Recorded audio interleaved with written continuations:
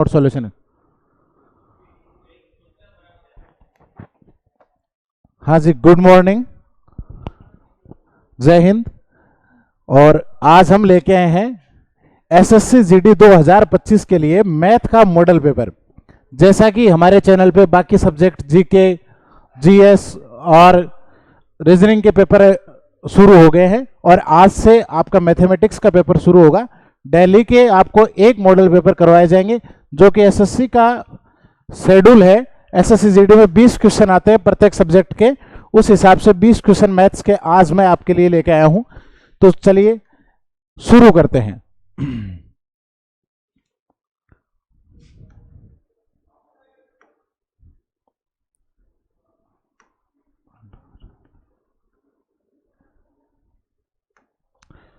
पहला क्वेश्चन है, एक कार्य को P व Q 8 दिनों में कर सकते हैं। हमें दे रखा है P प्लस Q दोनों मिला के कितने दिन में? 8 दिन में। Q व R 12 दिन में, Q प्लस R 12 दिन में, तथा R व P, R प्लस P 15 दिन में पूरा कर सकते हैं।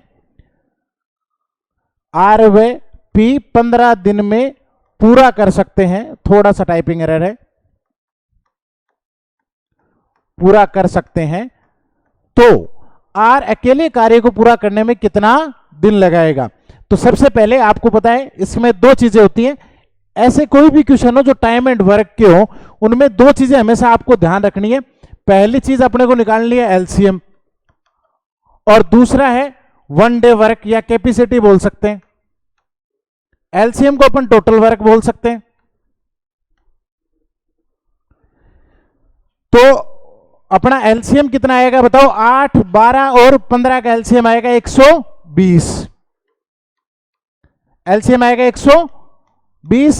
अब इनका एक दिन का काम कैसे निकालते हैं? LCM upon number of days, तो कितने हैं? 8। इसका मतलब ये एक दिन में कितने काम करता है? 15 काम पर डे करेगा।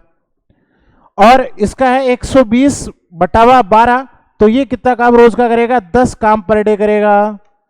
और ये 120 बटा 15 दिन लग रहे हैं तो 8 काम पर डे करेगा। ये मैं आपको डिटेल में समझा रहा हूं, लेकिन एग्जाम के टाइम आपको शॉर्ट एंड स्वीट वे में करने हैं। अब देखो, अगर मैं इन सब कामों को जोड़ूं,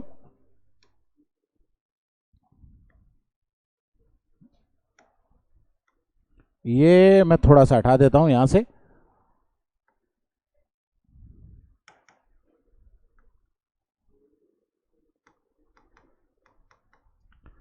अगर मैं इन सब काम को जोड़ूं तो 15 और 10 और 8 कितने हो गए? 33 काम। अच्छा, 33 काम कर कौन कौन रहे मेरे भाई?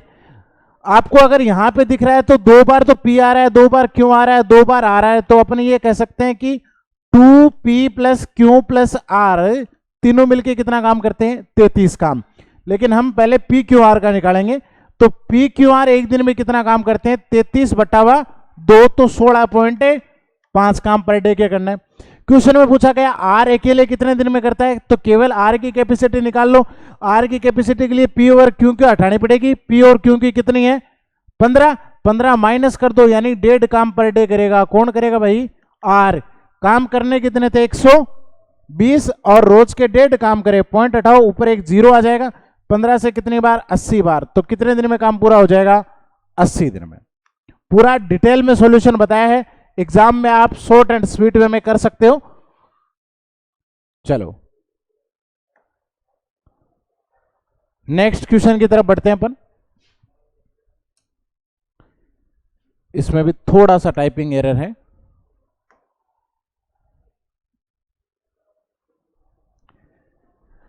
यहां पे यह लिखा हुआ है,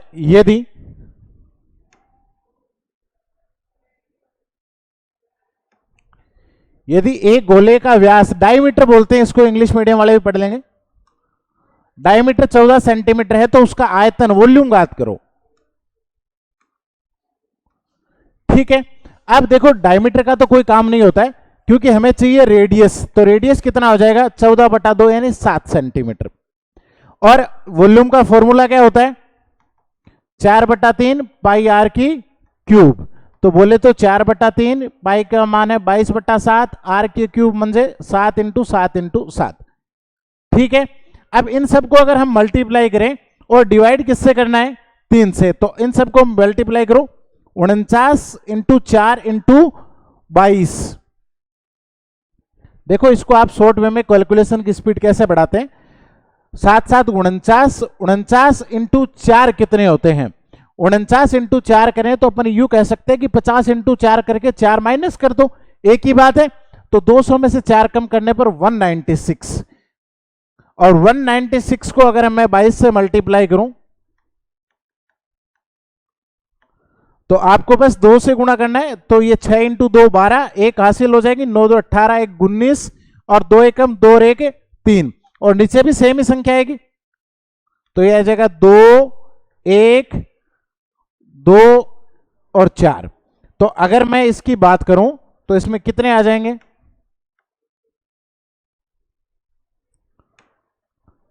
4212 बटावा 3। अब देखो यहां पे आपको डिजिटल सम मेथड यूज करना है। अगर हम टोटल करें, सम करें, तो 4 2 6 1 7 और 2,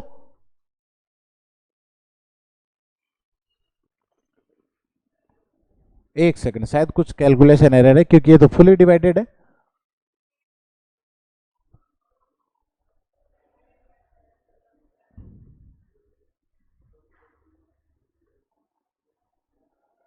बिल्कुल बिल्कुल,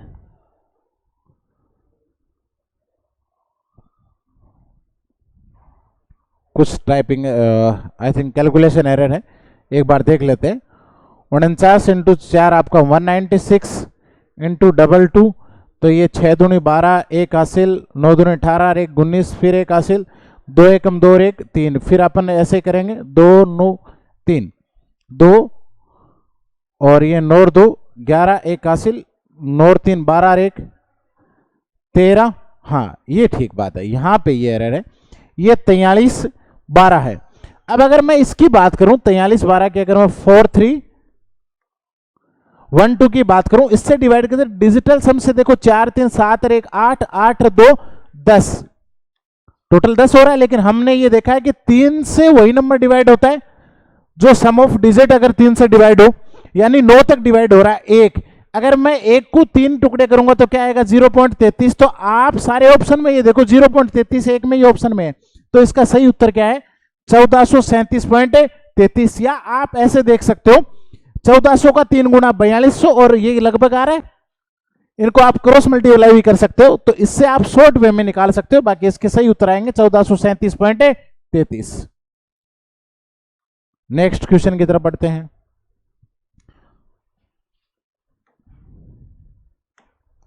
एक थैले में 1 रुपए 2 रुपए व 5 रुपए मूल्य वर्ग के कुछ सिक्के हैं अपने पास,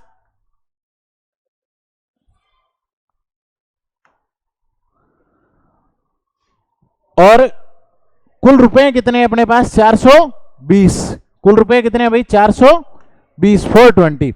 1 रुपए 2 रुपए और 5 रुपए के सिक्कों की संख्या का अनुपात है 8:1:5। तो थैले में रुपए 5 के कितने सिक्के हैं। इस प्रकार के क्वेश्चन हर प्रकार के एग्जाम में आते हैं, सिक्के व नोट वाले। तो इसको देखो एक बार करते हैं, 1 रुपए 2 रुपए और 5 रुपए, 8:1:5, यह है आपका सिक्कों की संख्या का अनुपात, और टोटल 420 रुपए दे रखे। हमें पता है क्वेश्चन का जवाब क्वेश्चन में होता है, तो अपन भी टोटल निकालेंगे कितने रुपए हैं। तो अपन ये मान लेते हैं 1 रुपए के अगर 8 सिक्के हैं तो 8 रुपए हो जाएंगे, 2 रुपए का 1 सिक्का है तो 2 रुपए हो जाएंगे, और 5 रुपए के 5 सिक्के हैं तो कितने हो जाएंगे 5। टोटल करने पे कितने आने चाहिए अपने हिसाब से, 5 नहीं 25 भाई, है ना, 25 और 10 35 हो गए अपने हिसाब से, टोटल 35। क्वेश्चन के हिसाब से 420 एक बराबर निकालेंगे तो 420/35 यानी कितने आएंगे भाई 12। पूछा गया 5 रुपए के सिक्कों की संख्या कितनी है, तो 5 रुपए के 5 सिक्के थे, तो 5 का मान कितना हो जाएगा 12 × 5 म्हणजे 60। तो इसका सही आंसर आ जाएगा सी 60। नेक्स्ट क्वेश्चन की तरफ बढ़ते हैं।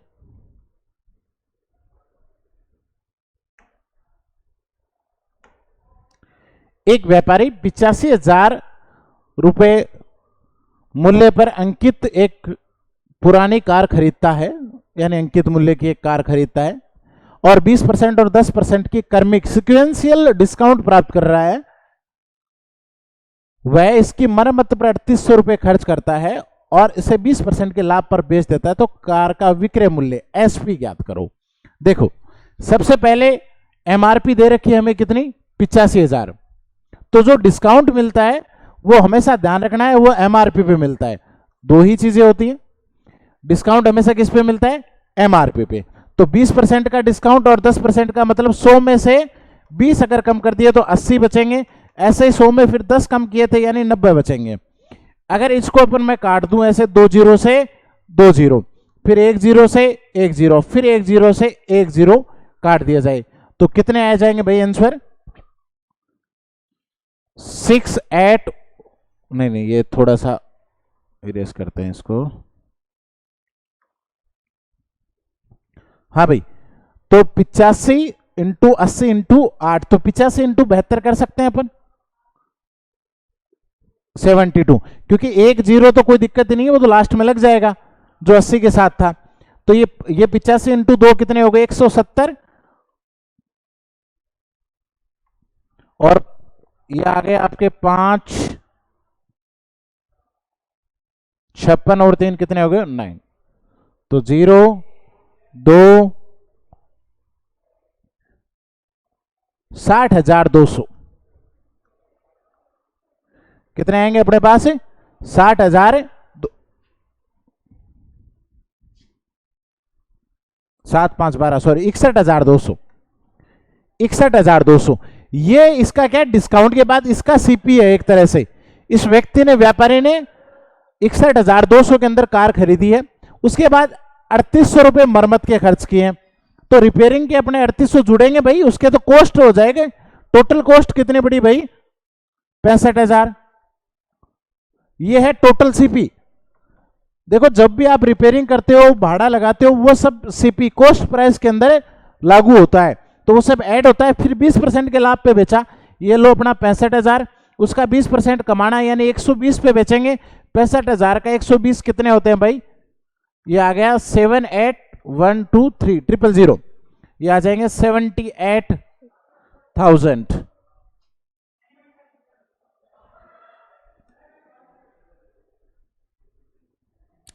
नेक्स्ट क्वेश्चन पढ़ो, देखो ए बी व सी क्रम से करते हैं शुरू। नेक्स्ट क्वेश्चन देखो, ए बी व सी क्रम से 10,000 15,000 व 20,000 रुपए निवेश किया। एक वर्ष बाद ए और बी ने 5,000 रुपए अधिक निवेश किए, जबकि सी ने, यहां पे थोड़ा सा करेक्शन है, सी ने 10,000 रुपए निकाल लिए हैं, तो शुरू होने के 3 वर्ष बाद ए बी व सी के लाभ का अनुपात क्या होगा। हमारे पास 3 लोग हैं भैया, ए बी और सी। इसने कितने निवेश किए, 10,000, इसने किए भैया 15,000 और इसने किए 20,000। लेकिन एक वर्ष बाद ए और बी ने 5,000 जोड़ दिए, तो एक वर्ष का हिसाब कर लो। अब एक वर्ष का देखो यहां महीनों का हिसाब होता है, तो 12 महीने होते, तो 10,000 इंटू 12, ठीक है। और उसके बाद इसने क्या 5,000 रुपए अधिक निवेश किए, यानी अब 15,000 चलेगा। लेकिन कितने वर्ष की बात कर रहा है, 3 वर्ष। 3 वर्ष में कितने महीने होते हैं, 36, तो इसका मतलब बाकी के 24 महीने ये मामला चलेगा। चलो बी की बात कर लेते हैं, ये 12 महीने ठीक ठाक रहता है। उसके बाद इसने क्या किया है, 5,000 रुपए बढ़ा दिए हैं, तो अगले 24 महीने का हिसाब जो होगा वो 20,000 के हिसाब से होगा। सी ने क्या किया है, 10,000 रुपए निकाल लिए, तो 12 महीने तो ठीक ठाक चला है, और उसके बाद इसने क्या 10,000 कम कर दिए, तो 10,000 ही चलेंगे। लेकिन ये चलेगा कितने, 24 महीने। ध्यान रखना हम महीनों का हिसाब कर रहे हैं, तो सारी चीजों में प्लस ही काम मिलेंगे। अब देखो इसमें इस प्रकार के सवालों में केवल आप जीरो काट सकते हो, सारे ब्रैकेट में जो जीरो है वो काट सकते हो। उसके बाद जीरो कॉमन नहीं, क्योंकि यहाँ पे 15 है, इसमें इस ब्रैकेट में नहीं है जीरो। बाकी आपको एज इट इज मल्टीप्लाई करके और ऐड करना पड़ेगा। 10 इंटू 12 कितने हो गए, 120, और 24 इंटू 15 कितने हो गए भाई, 360। 15 इंटू 12 180, 20 इंटू ये कितने हो गए 480, 20 इंटू 12 कितने हो गए 240, 10 इंटू 24 फिर 240, जोड़ दो कितने हो गए 480, और 480 और 80 कितने हो गए भाई? 560 और 660 और 240 और 240 480। देखो अब कट रहा है 0 0 और 0 और 2 से कट सकते हैं ये, 2 से 24 बार, 2 से 33 बार, 2 से फिर 24 बार। तो ये किस ऑप्शन में है? फिर 3 से कट रहे हैं भाई। देखो यहां से भी आप 6 से भी काट सकते हो, ज्यादा इजी रहेगा। बिल्कुल सही बात है आपका। रेशियो का मतलब होता है छोटी से छोटी तुलना। तो 8 6 48, 6 से 11 बार और फिर 8 से, अब नहीं कटेगा, ये प्राइम नंबर आ गया। तो 8 11 8 किस ऑप्शन में? ये थोड़ा सा एरर है, इसको ठीक करो, ऑप्शन सी को। 8 11 8 ठीक है।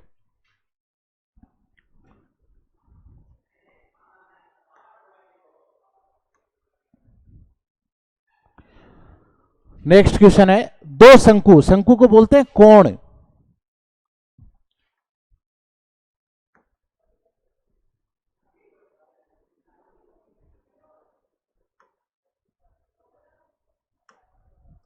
शंकु को बोलते हैं कोण।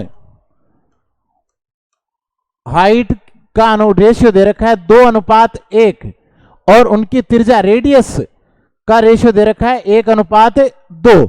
तो उनके आयतन का अनुपात, हमारे पास दो कोण है और कोण का अगर वॉल्यूम बोले तो क्या होता है? 1/3 पाई r1² h, और इसका कर लो 1/3 पाई R2 का स्क्वायर और H कैपिटल। आपको पता चले H और R अलग अलग है। यहां पे देखो इन दोनों का रेशियो निकालना है तो 1/3 1/3 पाई से कट जाएगा। R का स्क्वायर है और R का जो रेशियो है वो कितना है भाई? रेडियस का रेशियो कितना है? 1:2। मान ले इसका तो है 1 और इसका है 2 इंटू H है, और H का कितना है? 2 और 1 है, तो इसका 2 है और इसका कितना है? 1। अब देखो 1 का स्क्वायर तो 1 ही होता है, 2 का छोड़ दो, ये 4 इंटू 1, 2 से 2 बार, तो रेशियो कितना आ जाएगा? 1:2। इसका रेशियो आएगा 1:2।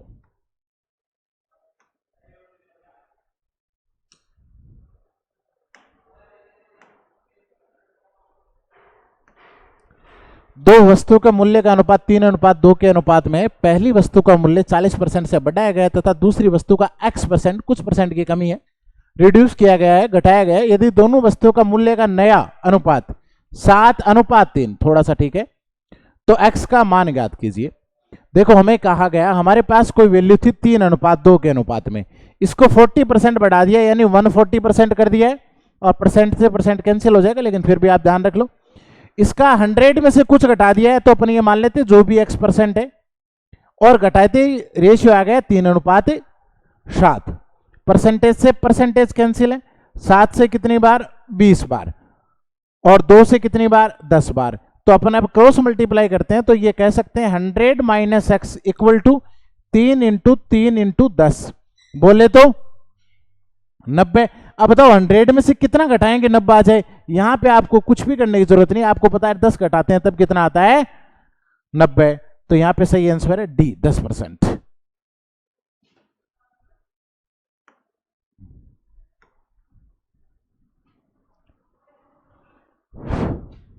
अगला क्वेश्चन, एक ईंट की माप 28 centimetre into 18 centimetre into 6 centimetre है और 21 मीटर लंबी, 12 मीटर ऊंची और 36 सेंटीमीटर मोटी दीवार बनाने के लिए कितने ईंटों की आवश्यकता होगी? इस प्रकार के क्वेश्चन में आपको पता है जब भी कोई 3D आकृति हो, 3D शेप हो, तो उसके अंदर अपन क्या करते हैं भैया? 3D शेप में जो भी बड़ी आकृति है, बड़ी शेप है, उसका वॉल्यूम आयतन लेते हैं बटावा छोटी आकृति का वॉल्यूम या आयतन। जैसे यहां पे दीवार बड़ी है तो दीवार का LBH होगा क्योंकि ये क्यूबॉइड या घनाभ के रूप में होगी। 21 metre into 12 metre into 36 centimetre. यहां गौर करने वाली बात है, यहां सेंटीमीटर में है मामला, और ये ईंट आपकी पूरी सेंटीमीटर में 28 centimetre into 18 centimetre into 6 centimetre. अब देखो इनको अगर मीटर को सेंटीमीटर में अगर हम चेंज कर दें या सेंटीमीटर को मीटर में चेंज करें तो मामला सेट हो सकता है, ताकि एक जैसी हो जाए। जैसे इस मीटर को एक मीटर में 100 सेंटीमीटर होते हैं, तो इंटू 100 हो जाएगा, इधर भी इंटू 100 हो जाएगा, और ये सेंटीमीटर, बाकी सब सेंटीमीटर से सेंटीमीटर कैंसिल हो जाएंगे, कोई दिक्कत नहीं है। कट रहे हैं क्या? देखो 7 × 3 21, 7 × 4 28, 4 से 25 बार आप काट सकते हो। फिर ये आ रहा है अपना 18, तो 18 से सीधा सीधा 2 बार, 6 से सीधा सीधा 2 बार, तो ये क्या बचा भाई? 3 × 25 × 2 × 100 × 2, तो ये अपने आ गए 30,000।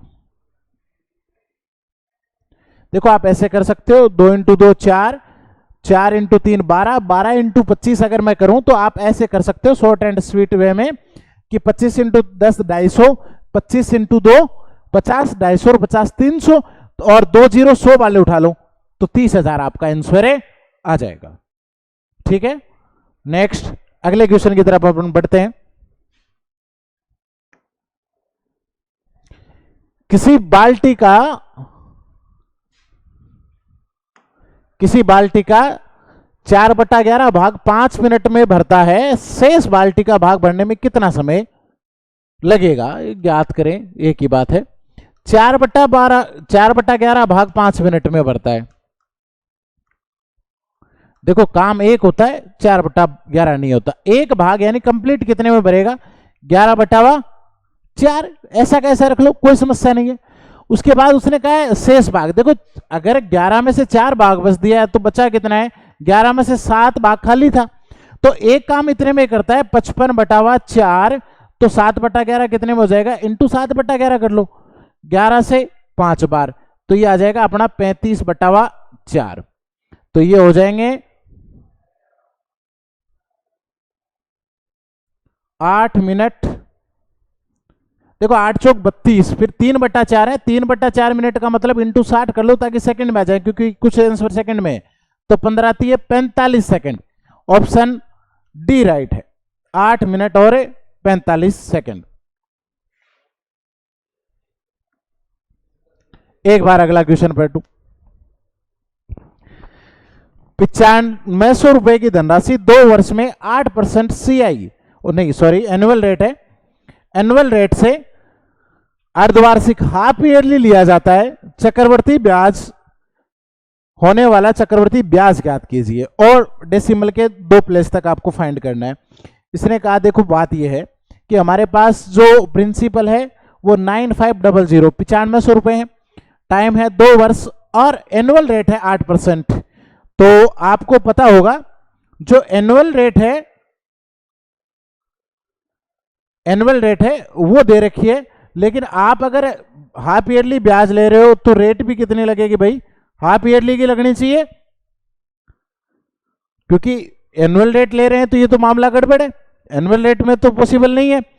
ठीक है, और उसके बाद अर्धवार्षिक है। अर्धवार्षिक शर्तों में चेंजेस क्या होते हैं? अर्धवार्षिक शर्तों में हर चीज एक चेंज हो जाती है, क्या क्या बदलाव होते हैं देखते हैं। मैं आपको थोड़ा सा बता दूं, देखो प्रिंसिपल उतना ही रहेगा, शर्त चाहे अर्धवार्षिक हो, त्रैमासिक हो या फिर एनुअल हो, चाहे आप भले ही चुका हो ही मत, तो भी ये कहेंगे 9500 रुपए खा गया, लेकिन रेट आधी हो जाती है। तो 8 का आधा कितना होता है? 4%, टाइम 2 गुना हो जाता है, क्योंकि अर्धवार्षिक रूप से अगर हम ब्याज ले रहे हैं, हाफ ईयरली ले रहे हैं, तो 1 साल के अंदर अपन कितनी बार लेंगे? 2 बार, और 2 साल के अंदर कितनी बार लेंगे? 4 बार। तो आप इसको 4 ईयर काउंट करो। बाकी अगर आप करेंगे तो ये कितना आ जाएगा? 9500 इंटू, अगर अब 4% है तो 100 में 4 जोड़ दो, 104/100, 104/100, 104/100, 104/100। 4 बार क्यों किया? क्योंकि टाइम 4 ईयर्स दे रखा है अपने को, है ना। और अगर मैं इसको काटता हूं, इस पूरे खेल को काटता हूं कि 9500 इंटू 104, तो या तो आप ऐसे काट सकते हो, 4 से काट सकते हो, 4 से दोनों काट सकते हैं, यह आ जाएगा 21, यह आ जाएगा 4 से 25 बार, 2 0 से 2 0। और अगर मैं इस तरह से इस क्वेश्चन को सोल्व करते हुए काटते हुए आता हूं तो इसके आंसर आएंगे अपने पास 11,000 113.65 या 66 कर लो, थोड़ा सा आगे ज्यादा और आगे तक है। ये आया आपका अमाउंट। लेकिन क्वेश्चन में क्या पूछा है भाई? चक्रवर्ती ब्याज। तो इसमें से 9500 माइनस कर दो, क्योंकि प्रिंसिपल माइनस होगा। तो कितना बचेगा भाई? 1613.66। ऑप्शन बी करेक्ट है।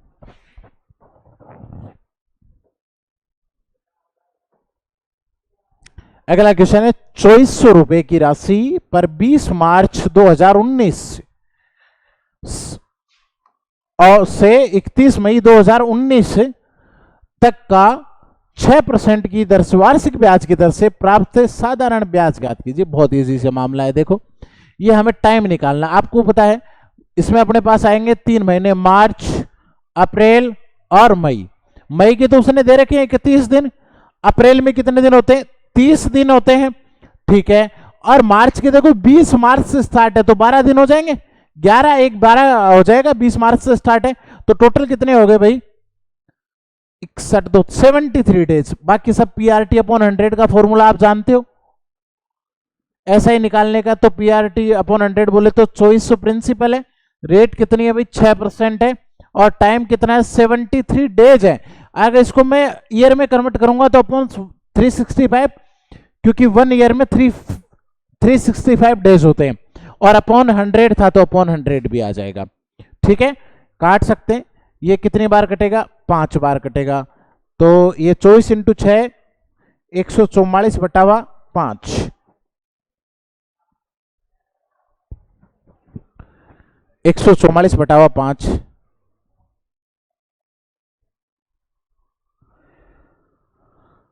ये शायद कैलकुलेशन एरर है कुछ। एक बार इस क्वेश्चन को दोबारा देखते हैं। 2400 रुपए की अपनी कितनी है राशि है, और 2400 रुपए की जो राशि है उसके अंदर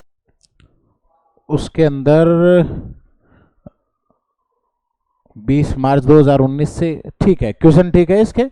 और ये ऐसा कैसा एग्जाम में आया हुआ है क्वेश्चन है, और इसके 28.8 आएंगे। लेकिन चूंकि देखो इसके अंदर कोई भी इंटीजर नहीं है 28.8 के लगभग का, ये एक है सिर्फ 30, तो इसका सही आंसर होगा 30।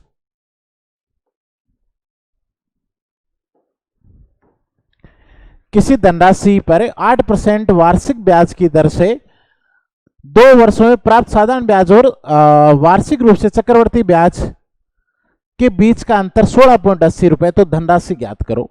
कोई एक अमाउंट है, अपन मान लेते हैं। देखो ऐसे क्वेश्चन सोल्व कैसे करते हैं, आप अमाउंट मान लो एक बार 100 रुपीज,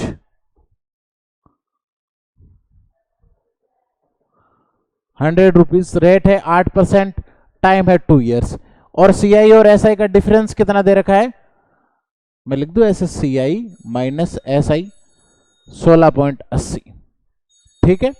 चलो इस क्वेश्चन को अपन सोल्व करते हैं। तो सबसे पहले निकालेंगे 1 साल का ब्याज। 1 साल में हमें कितना ब्याज है मिलेगा? 1 साल का ब्याज होती है रेट, वो है 8%। तो 100 का 8% वैसे निकालने की आवश्यकता नहीं है, सबको पता 8 होता है। लेकिन ये सीआई की भी बात कर रहा है तो उसमें ब्याज के ऊपर भी क्या लगता है? ब्याज। तो ये 0.64 आ जाएंगे। 2 साल के कोड होते हैं, 2 और 1। पहले साल का हटा दो ताकि डिफरेंस आ जाए, क्योंकि पहले साल में सीआई और एसआई सेम रहते हैं। तो ये आ जाएगा 0.64। हमारे हिसाब से आ रहा है 0.64 डिफरेंस, लेकिन क्वेश्चन में 16.80 दे रखा है। हम क्या निकालेंगे? 1 बराबर 16.80 अपॉन 0.64। ये तो हट गया मामला, ठीक है। 16 से 4 बार, 16 से 105 बार, ठीक है। अब उसने पूछा क्या है? धनराशि। तो आपको पूछा प्रिंसिपल कितना, तो 105 अपॉन 100 इंटू 100 कर लो, 25 बार। तो ये आ जाएगा 25 25।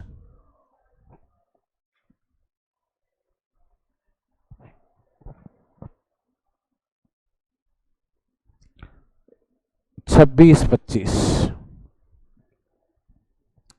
ऑप्शन डी राइट है, ठीक है। अब देखें इस क्वेश्चन को आप।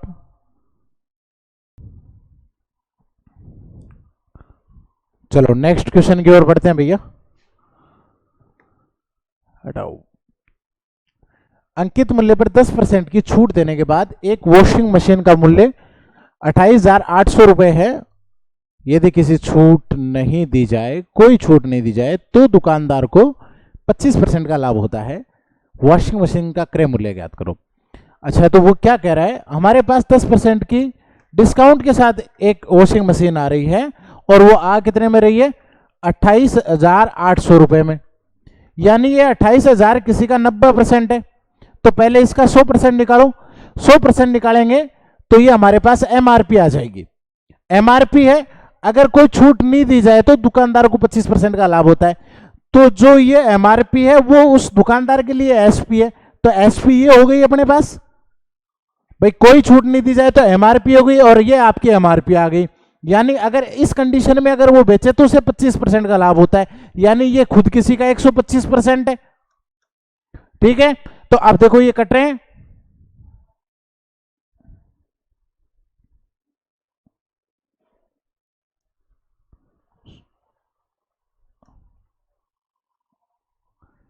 ये आ जाएगा 32,000 और हमें एक बराबर निकालेंगे तो 32,000 अपॉन 125 इंटू 100, ताकि ये 100 आपका क्या आ जाएगा, सीपी आ जाएगा, क्योंकि 125% है उसका 100% अपन निकाल लेंगे। 25 से 4 बार, 25 से 5 बार, 5 से इसको काटेंगे तो कितने आ जाएंगे, 6400। तो ये कितने हो गए, 25,600। 25,600 ऑप्शन बी राइट है। ये था अपना क्वेश्चन नंबर 13।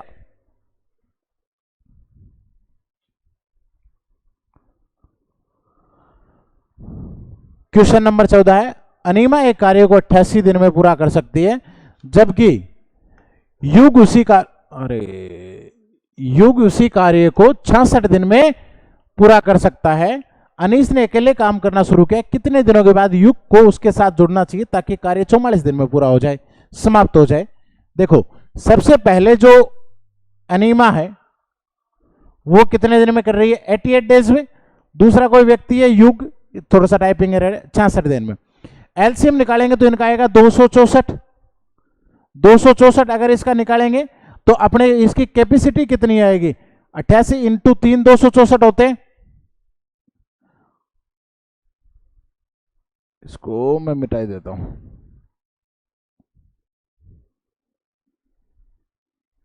और इससे काटेंगे तो 264 और ये इतना आ जाएगा, 4 आ जाएगा। अब देखो, जो भी काम बीच में छोड़ के जाने वाले आने वाले क्वेश्चनों में हम एक डायग्राम बनाते काम कंप्लीट करने का, ये बिना डायग्राम भी आप इस बार समझ सकते हो। वो कह रहा है कि ये कुछ दिनों बाद युग उसके साथ जुड़ना चाहता है, इसका मतलब अनीमा जो है उसने तो पूरे दिन काम किया 44 दिन। अनीमा एक दिन में 3 काम करती है, तो 44 दिन में कितने किए, 132 काम। 132 काम तो अनीमा अकेले ने किए, बाकी के काम युग ने किए। तो अब अपने पास टोटल वर्क कितना था, 264। तो युग के लिए रिमाइंडर वर्क कितना हो जाएगा, 264 माइनस 132, तो काम कितना बचेगा भाई, 132 काम ही बचेगा। 132 काम अगर युग करे, युग एक दिन के 4 काम करता है, तो 132 काम कितने दिन में करेगा भाई, 33 दिन में। यानी युग ने 33 दिन काम किया है। 33 दिन काम किया, काम कितने दिन में करना था, 44 दिन में, तो इसका मतलब है वो 11 दिन बाद आया है। तो यहां पे ऑप्शन ए 11 दिन बाद समाप्त हो जाएगा। यदि पी क्यू से 40%, बहुत इजी क्वेश्चन है, जस्ट लप्पू सा क्वेश्चन है भाई। पी क्यू से 40% कम है, अगर क्यू 100 है तो ये 60 ही है, तो क्यू पी से कितने % अधिक है। देखो, जिसके साथ से लगाओ उस संख्या को नीचे लाओ। से वाले प्रश्नों में ऊपर की ओर दोनों का डिफरेंस आता है, तो डिफरेंस कितने का है, 40 का, और रिजल्ट परसेंटेज में ज्ञात करने के लिए इनटू 100। 0 ये 2 से 2 बार, 2 से 3 बार, 200 बटा 3, तो आप कह सकते हो 66.66% या 66 सही, 2/3%। इजी सा क्वेश्चन है भाई, बहुत आसान है। एक शहर में 12,000 मतदाता हैं, 30% ने ए को, भाई ये ए अपना 30% ले लिया है, 25% बी को, ये 8 नहीं बी है भाई, बी 25% कवर कर रहा है और सी 40% कवर कर रहा है। उन मतदाताओं की संख्या निर्धारित कीजिए जिन्होंने इन 3 उम्मीदवारों में से किसी को मत नहीं दिया। देखो ये कितने हो गए, 55 और 40 95%। ठीक है, 95% ने तो वोटिंग है वो इन सब के पक्ष में दी है। अब उसने बचा कितनों ने नहीं दिए, तो बचा कितना 5%, 12,000 का 5% निकाल लो, कितने आएंगे 600। बहुत इजी सा क्वेश्चन है। यदि किसी घन है हमारे टेक्निकल डिपार्टमेंट टाइपिस्ट बहुत खतरनाक है। एक घन की प्रत्येक भुजा को 15% की वृद्धि की जाती है, तो घन के आयतन में कितने % की वृद्धि होगी? केवल पूर्णांक के भाग पर विचार करें, आपको सिर्फ इंटीजर में आपको बताना है, राउंड फिगर में आंसर बताना है। तो आप 100 मान लो। और देखो अगर इसकी बात करूं तो वॉल्यूम का फॉर्मूला क्या होता है? भुजा की क्यूब साइड का क्यूब, यानी हमें ये 3 बार करनी है, 115/100, 115/100 और 115/100। अगर इसको सोल्व करेंगे तो 152.45 आएगा आपका।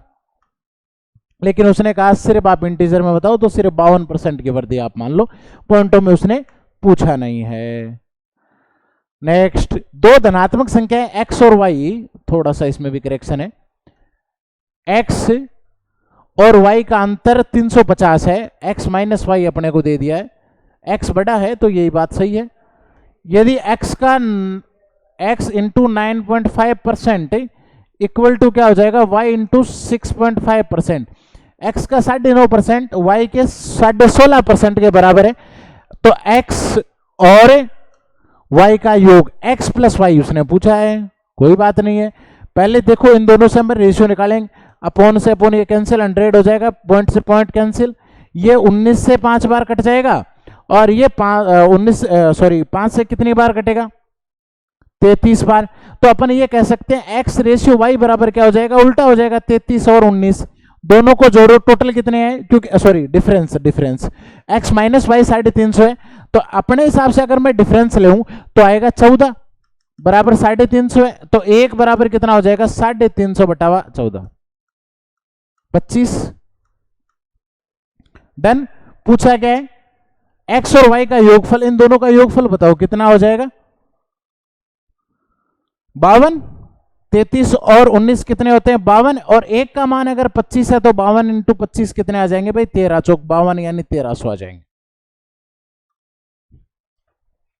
नेक्स्ट क्वेश्चन की तरफ बढ़ते हैं भाई।